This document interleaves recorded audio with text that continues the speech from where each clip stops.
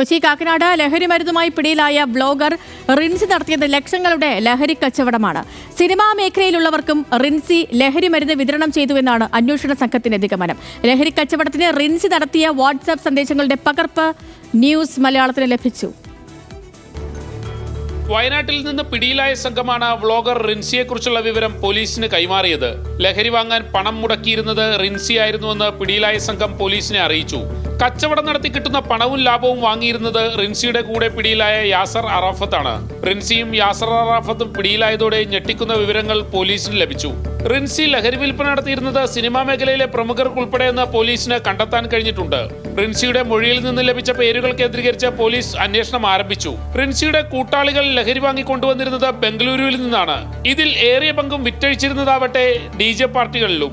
മയക്കുമരുന്നിന്റെ വിലവിവരം രേഖപ്പെടുത്തിയ റിൻസിയുടെ WhatsApp ചാറ്റുകളും news മലയാളത്തിന് ലഭിച്ചു. ഉപഭോക്താക്കൾക്ക് മയക്കുമരുന്നിന്റെ ചിത്രങ്ങൾ വാട്സപ്പിലൂടെ പ്രതി അയച്ചു കൊടുത്തിരുന്നു. ലഹരി കച്ചവടത്തിനായി കൈകാര്യം ചെയ്തിരുന്നത് 750-ലധികം ഗ്രൂപ്പുകളാണെന്ന് വാട്സപ്പ് ചാറ്റിൽ നിന്ന് പോലീസിന് ബോധ്യമായിട്ടുണ്ട്.